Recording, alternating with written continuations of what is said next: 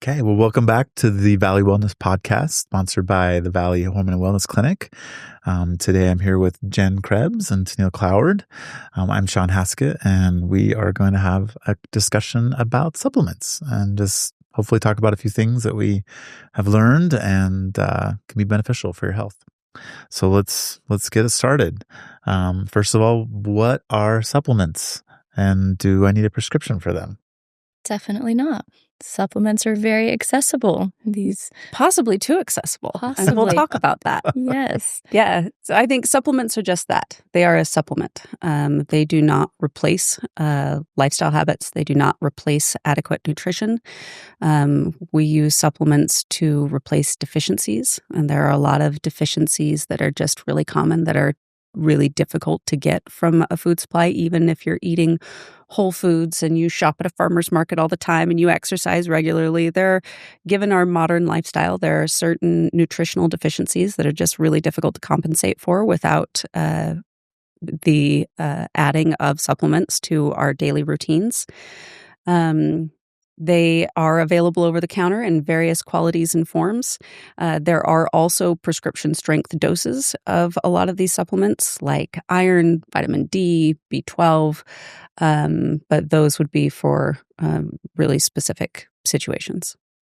Yeah, and I think this is probably one of those areas that's very important to have a healthcare provider who has some knowledge in supplements is getting somebody who can tailor them, or at least their advice about which ones might be beneficial to your health based on, a reasonable health workup where you might get some laboratory findings. You might find out what a diet's like or how someone's feeling, and might help tailor some of those medications. And I think a good question would be, if I walk by a supplement side, it's almost overwhelming. Like there's so many names and so many things. If I'm new to supplements, are there specific ones you recommend? So there are some that I recommend generally for just about everybody. Fish oil, some omegas, vitamin D, magnesium, and probably some additional protein. Those ones, something like fish oil is probably recommended for everybody. You want to get into the vitamin Ds, you should probably have your levels checked. Just like anything in life, biology is an economy of balance. We don't want too few of any of these nutrients, and we certainly don't want too many. I think it's really common for people to have certain symptoms like fatigue, or it's probably the biggest one. I'm tired fatigue, all the time. I'm tired all the time. And for people to say, or a healthcare provider to say, well, take a B complex, take it. So I get all these women in here, when I test their B levels, they're actually at dangerously high levels of vitamin B. So to make sure that even though there are lots like vitamin D and fish oil and magnesium and creatine, actually, as well as additional protein supplements that I generally recommend for the whole population, especially where we live, it's really important to get a really good overall health and laboratory evaluation, especially of some of these specific supplements that can be a little bit dangerous if you're overdosing on them. Since we're kind of talking about specific supplements, are there specific complaints? I know we talked about fatigue. Are there anything else that you find that kind of tailor you towards a specific kind of supplement? Probably depression, anxiety, fatigue, and weight management. After a very thorough evaluation, because a lot of times there's underlying endocrine or metabolic conditions that we need to meet or that we need to diagnose. And then there are more specific supplements to recommend for those conditions. Which is why it's important for someone to not just pay attention to their symptoms, go to the supplement counter and find something that says, oh, this is for depression, or this is for energy, because there may be an underlying condition that does need to be diagnosed by a healthcare provider before you start a supplement. Which would completely change the types of supplements that are recommended. Exactly. Something like depression or fatigue they're really common symptoms of thyroid hormone dysfunction or blood sugar instability. Inefficient sleep patterns can cause all of those symptoms as well. Yeah, I think just with advertising, it can be really easy to try to misdiagnose yourself and say, oh, I heard this is really good for sleep, so I'm taking this. And, you've done no medical workup, you have no idea what's happening in your life, that this may be beneficial, maybe something else that's really important that needs to be fixed before you can actually feel better. So I think that's a really, really important concept. Is the answer is it's not always as simple as what the marketing people want you to think, because they want you to buy the product. Is each supplements may have a benefit, but everyone is so different where they are with their health that it's important to really actually find out what's going on with your body and what can be helpful for you. Well, let's talk about a couple of them. Then I do want to talk about creatine, because I feel like that's one that's really out there. I've heard a lot about it. What is creatine for? How does it benefit me? Is it dangerous? I've heard it's dangerous for your kidneys. Like, what's the truth about creatine? Well, creatine for the longest time was a muscle builder supplement. It was for the meatheads in the gym so that they could get extra big muscles. At least that's what I used to think. But as it's been studied more and more, especially in women, especially in perimenopausal and menopausal women, we're learning that it is really for everyone. Because it is going to be something that, yes, does help with your ability to build muscle, retain muscle, but it also has been shown to help with our cognition, with mood balance. And no, it is not dangerous to your kidneys. The byproduct creatinine can cause your creatinine level to be elevated if you were to do a blood test, but it doesn't mean that you actually have an alteration in your kidney function. If you do have kidney disease, you shouldn't take creatine, but creatine itself is not going to cause kidney damage. Yeah, if you have active kidney disease, it changes everything you should be taking, not just creatine that we would need to address. But generally speaking, I have no concerns over what it does to somebody's kidney function. And again, we kind of beat this issue to death about muscle for women, specifically peri and postmenopausal women. So important. And anything that we can do to improve the ability to build and maintain that is really important. But the next thing that I feel like we're always trying to emphasize is that cognitive functioning and that mental health. And the studies on creatine that they're doing now are actually super interesting, and we'll talk about dose too, because that matters. Right. They've taken people with major depressive disorder in large numbers and divided them into groups of cognitive behavioral therapy alone or SSRI therapy alone and CBT, cognitive behavioral therapy, and SSRI therapy with creatine. And the statistical significance of how much creatine helps the therapeutic value of these treatments is actually pretty impressive. So I think generally speaking, when we talk about muscle building and muscle health, the recommended dose is 3 to 5 grams. When we're talking about cognitive functioning, it's more like 10. Which is kind of a pain because it comes in a powder form. It makes your coffee taste kind of weird. I put it with my protein powder, and I don't you don't notice it at all. Are you not a fan of the gummies, the creatine gummies?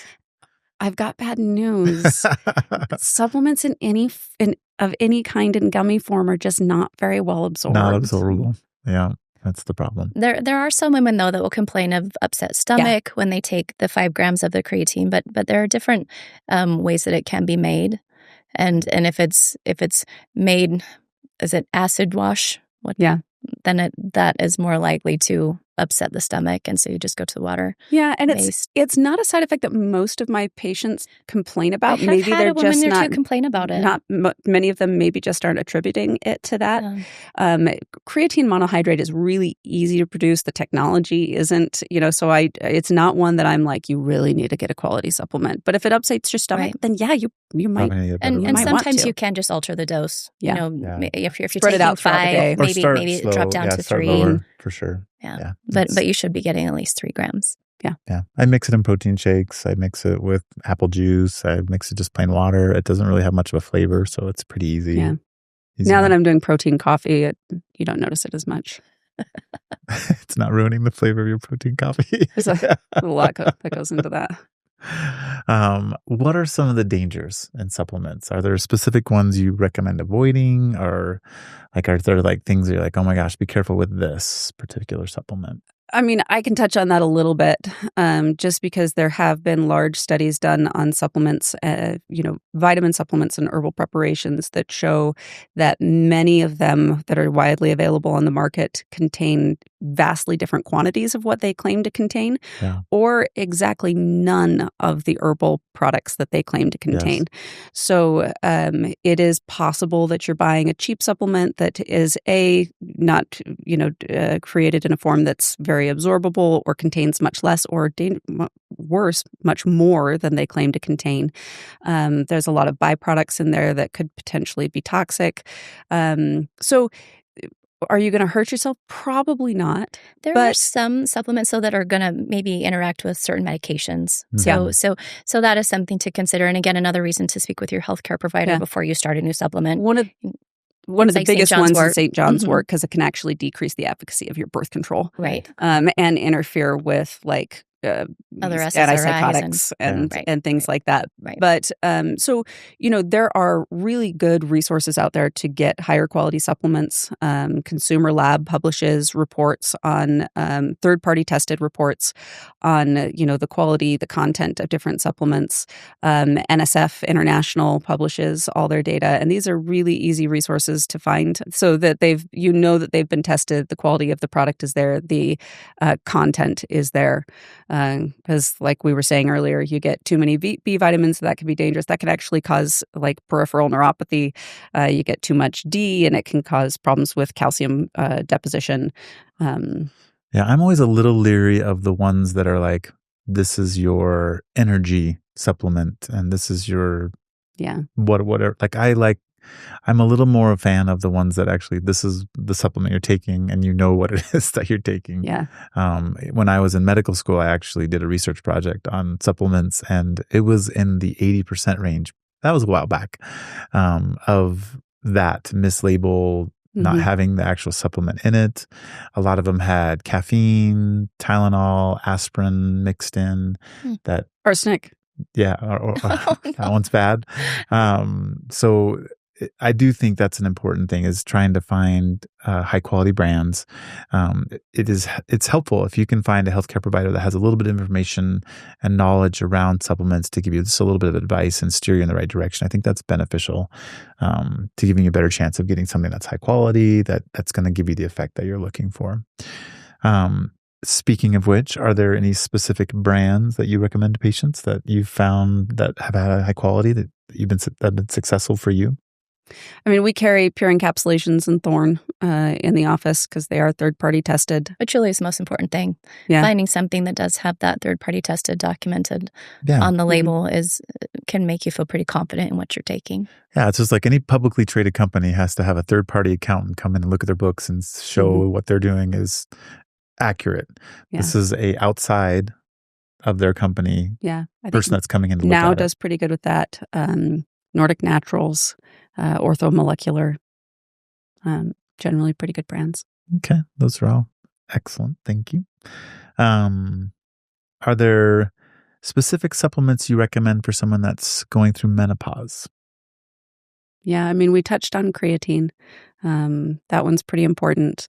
I think most of our patient population is vitamin D deficient. Again, important to get tested. So there are different types of vitamin D that are available. Vitamin D2 is plant-based. Vitamin D3 is animal-based. We do know that that is more easily absorbed. We like it with K2 just because that helps it, the vitamin D absorb better, helps place, the calcium a little bit better in your bones as opposed to other places, has particular mood benefits to that. We know that vitamin D synthesizes into a steroid hormone that helps you produce your endogenous hormones more effectively. So it's not, I think people think of vitamin D and they think of bone health, but it really is a pro-hormone nutrient that's really important to make sure you have adequate levels of. Fish oil is really good. I think every specialty in medicine has determined that fish oil is really beneficial in some way. It's good for mood. It's good for sleep quality. There are really cool studies on muscle building and muscle hypertrophy and getting adequate omegas in your either in your diet or through supplementation. magnesium glycinate, and make sure that it's glycinate or threonate. I think a lot of people are taking magnesium citrate, and really good for regular bowel habits, but doesn't do as much Doesn't for do the same for sleep, doesn't for do as much cognition, for your stress. muscles, for your sleep quality, for your vascular health, for your heart health. So magnesium glycinate. And I like threonate. I add threonate to mine as well, just because it has more benefits as far as cognitive functioning and crosses the blood-brain barrier. Let me think. What else do I recommend for perimenopausal women? Sometimes like just symptoms of like hot flashes or... Oh, you know what's interesting about that? DHEA is an adrenal hormone that is part of the cascade of production for different sex hormones. And it is available over the counter. I think a lot of them are in really high doses. I usually, for women, recommend like 10 to 25 milligrams. But it can help with libido. It can help with energy. It can help with other hormone production. And it actually has been shown to help with vasomotor symptoms. So that one is beneficial. Have you recommended evening primrose oil, black cohosh? Evening primrose oil and black cohosh work really well for vasomotor symptoms associated with menopause. I think we usually talk about hormone replacement therapy as a really more effective, as a really good effective treatment that also has additional long-term health benefits. For but for some women, they're not comfortable with that, or have contraindications that they're not comfortable with, or we're not comfortable with, even though there are very few of those these days. And I just want to give one extra plug-in for speaking with your healthcare provider before you start a supplement. As you're talking about the D3K2, you shouldn't just go out and buy that supplement if you're on a blood thinner. Yeah. Vitamin K is going to interfere with your blood thinner and how it works for you. So it's always important before you start any of these things to just speak with your doctor. Yeah. And when you come to your doctor, bring your list of supplements that you take. Yeah, which That's is really just helpful. as important as the pharmaceuticals that you're taking. Yeah. Because there are a lot of interactions. Speaking of blood thinners, a lot of my patients are taking turmeric, which is also a blood thinner. A lot of them are taking very large doses of fish oil, right, which is also a blood thinner. Yeah. Mm-hmm. Yeah. So you should tell your surgeon as well before you have surgery, what supplements are you taking? That's very important. Yeah. What about someone who has some autoimmune issues? Are there specific supplements that you find are beneficial? Yes, you know that this one is near and dear to my heart. That was kind of a plug for you. Yeah, thanks. I think just the basic ones we've talked about, just because they are such a good foundation for health. The creatine, the D, fish oil. Usually for my patients with autoimmune or inflammatory conditions, I do recommend higher doses of fish oil. There's a few that I take. I take curcumin, which is the active component of turmeric. And again, we just mentioned that some of these can cause issues with blood thinning. Right. I also take quercetin and fercetin. These are nutrients that are found. It would be really cool if we could get these in, just from our diet, but they're found in things like onions. And, it's a lot of onions. we can only eat so many onions. Yeah. But the research on those ones and inflammatory conditions and autoimmune conditions is really good, as well as L-theanine, which has an impact on GABA and serotonin and dopamine, and can really help with inflammation, but also with mood too, and sleep quality. Those are some really good ones. Yeah, that's super helpful. I think one of the frustrating things about autoimmune disorders is some of our traditional medications can have some pretty harsh side effects. And so I think a lot of patients are frustrated with being on a medication that might be classified as, a chemotherapeutic agent or, something that can feel pretty difficult to take because what it does to your body. So it sounds like having some options in a little more of a natural aspect. And they may not have to replace them. Those are medications that I have a lot of personal experience with and have dealt with a lot of negative side effects and a potentially life-threatening reaction to. Yeah. And it doesn't mean that we don't value them or that we can't use them in addition, but maybe we can minimize the amount that we need. I think glutathione is another really good one that helps with autoimmune conditions and inflammation. There's a lot that's out there that isn't maybe canonized in the medical community that has a very real positive impact on those symptoms and can be really helpful. Yeah, that's helpful. And obviously, Jen is an unbelievable wealth of knowledge around this. And I think a lot of it from personal experience. And so it's super valuable to, I think, patients who are going through some similar situations to have someone to see that would be able to help them in those lines. So that's really awesome. What about heart disease? Someone with maybe a family history of heart disease, are there specific supplements you might recommend in that category? Again, a lot of the ones we've already talked about. Fish oil has been well studied in this. Anything that supports your muscle health is going to be really good for this. So, the protein. Oh, I think we should probably also touch on the protein supplements, because there are a lot of protein supplements out there. Mm-hmm. Some of them are going to be more easily absorbed. I know a lot of my patients don't like dairy or animal products, Right. but whey, because of the lysine that it contains, is probably the most easily absorbed, most effectively used in order to build and support muscle. And that's something that's going to help with heart health, making sure that your muscle is intact. I really like CoQ10. Yeah, a lot of evidence on that one, actually. Yeah.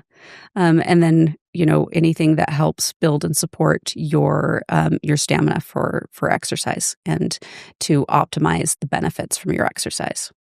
Yeah, super helpful. Yeah, I think it's important to realize that heart disease is the number one killer in women.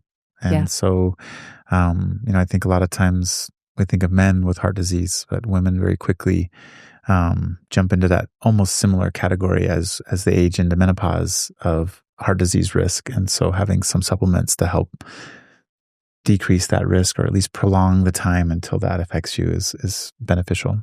Yeah. And these are supplements, on top of all the lifestyle things that we just talked about, Right. and making sure that we get a really good, appropriate biomarker workup, making sure that we evaluate your body composition. We look at the blood levels of all those things that are going to, because the supplements we recommend are going to change based on what your triglyceride level is, your ApoB level is, your LDL, VLDL cholesterol, based on what your homocysteine levels are. If you've got elevated homocysteine levels, we're going to talk about folate supplements.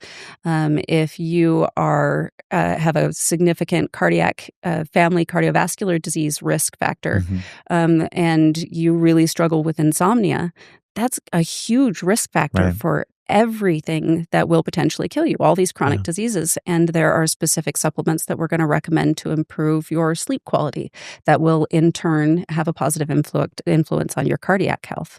Yeah, I want to do a podcast in the future on heart disease all by itself, where we can really go into some of this a little bit more We're all depth. game. But that would be a really good one. It's a big one for me. My dad passed away from a heart attack, so that's kind of one of those near and dear topics to me, and I'd love to hit that at some point. So we will probably come back to that one. Adaptogens. So that's a big word. I've heard that before a few times. Tell us, what are adaptogens? Like, what is that all about? Adaptogens, they're similar to supplements, but they are herbs or roots or mushrooms that are non-toxic, that can be used, again, just to complement your health needs. There are several of them that I like personally, for various reasons. And, most of these are going to be things that are going to help your body as it responds to different stresses.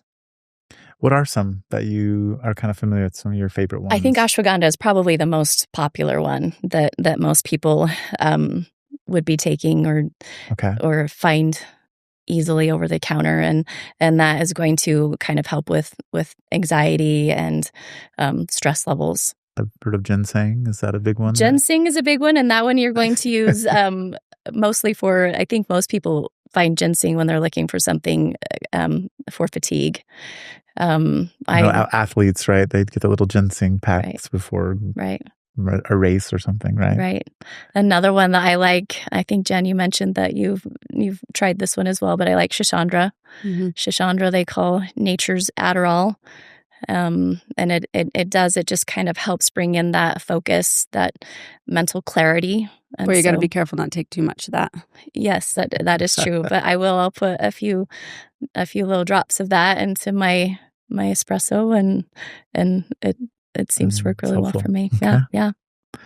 How are typically adaptogens administered? Like, how do you take them? Are they pills? Are they teas? So they're a variety. They can be in the form of a pill.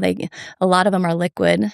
They can also be in powder form that you just mix into a smoothie or something. Okay, so pretty easy to add them in. Mm-hmm. Do you feel like they're safe? They're non-toxic. They are very safe. But like with anything else that we've already mentioned, they are something that you should speak with a healthcare provider before you add to your daily supplement regimen. I mean, there's a poisonous dose of everything, right? That is true. So, being reasonable. We come from a culture where we're like, well, if some is good, let's triple this. More is better. Yes. And I try to emphasize the balance thing a lot. Yeah, even some vitamins can be toxic at high levels. So don't take an entire bottle of multivitamins. That's not going to be good for you. I think one question I get a lot is, can I just do this with my diet? Like, can I just eat enough vegetables and get all the supplementation I need for that? Unfortunately, that has gotten even harder because the way our foods are processed has changed.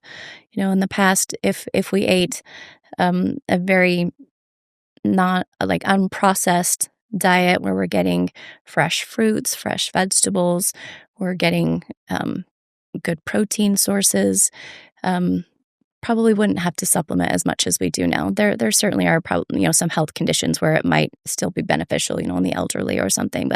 But because of the way food processing has changed and even packaging for preservatives, that's the word I'm looking for. It has changed the nutrient content of food, and so we end up with this calorie dense, nutrient poor food, even if you are purchasing it from the farmer's market, like you mentioned earlier. Yeah, even if you're only shopping produce, the most of the produce that ends up in our grocery store has been picked green and allowed to ripen along the way, or has been modified in some way for a higher yield but a lower nutrient content. If you were growing your own food and harvesting it and eating it that day, we know that as soon as you harvest something, the nutrient value starts to decline. Unless you're doing that, which is just not realistic for anybody, there is going to be a nutrient deficit. Yeah. And since we live a high-paced life, a fast-paced life, and we have less and less time getting things periodically that come from a box bag or a can or pass through a window is just something that happens. And as hard as we try, the quality and the way that our food gets to us has changed. And so there are some things that we will probably need to supplement for just about everybody. Yeah. And I think, look at something like a creatine. Like, how much would you have to eat in order to get 5 grams of creatine? Yeah. And, that's an interesting point, too, because with a lot of supplements, we're trying to kind of make up for nutrient deficiencies. Mm-hmm. And then with some of these supplements, we're actually shooting for supraphysiologic levels of these things that we just couldn't get from a food supply in order to obtain optimal health and to reduce our risks for certain chronic conditions. Right. So, creatine is one of those. Vitamin D and the B vitamins and all of those, those we're just trying to address a deficiency. But for some of these, we're actually trying to achieve higher levels than we would be able to get naturally in order to reduce our long-term risks and to optimize our health. Yeah. And like something like vitamin D, like you'll see, like, they put in your milk on purpose because it's kind of hard to get enough. Mm-hmm. You live in a place that's cold, and you go through the winter and people aren't outside.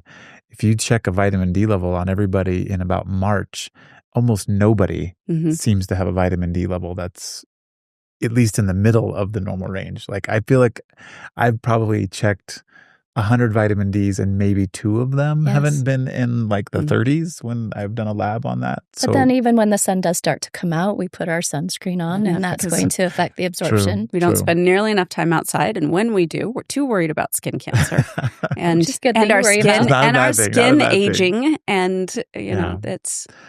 We spend a lot of our time in front of screens and indoors and sitting, and we do our best to make up for it with lifestyle, but it just probably isn't going to be enough in this day and age. Yeah. And I don't think you have to be on hundreds of supplements in order to have a healthy quality of life. There are a lot, though, that can be beneficial, that can help you feel better, that can improve sleep quality, that can improve your energy levels, that can improve bone density. So there are a lot of benefits we can get from them.